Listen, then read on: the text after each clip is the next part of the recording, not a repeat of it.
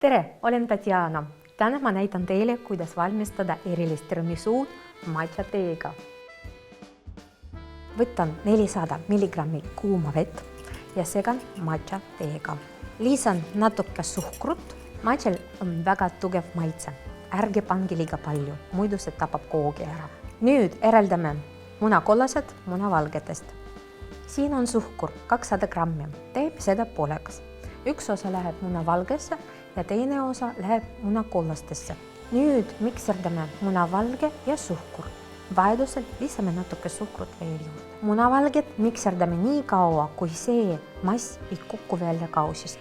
Nüüd mikserdame munakollased. Munakollased on valmis siis, kui nemad muutuvad valgeks. Nüüd lisame juurde 800 grammi toorjuustu ja lisame pisut vaniilsuhkrut.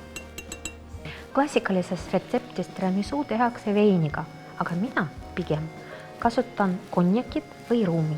Maitseme kreemi. Kreem peaks olema sidine ja mõnus. Lisame veel mõned tilgad ruumi essentsi. See annab meile väga mõnusa maitse. Ja ühendame mõlemad kreemi osad. Seega ettevaatlikult altpoolt, et kreem oleks õrn ja väga pehme. Kui matcha tee on juba meil jahtunud, siis lisame juurde 1 supilusikat konjakit või ruumi, kuidas meeldib.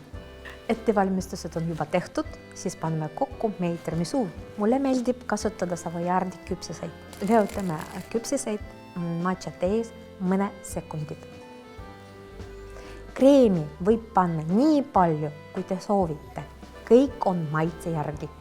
Mina praegu teen lihtsustatud varianti ja panen kreemi lusikaga, aga tegelikult võiks kasutada kondiitri kotikese, et kreem jääks figuursem.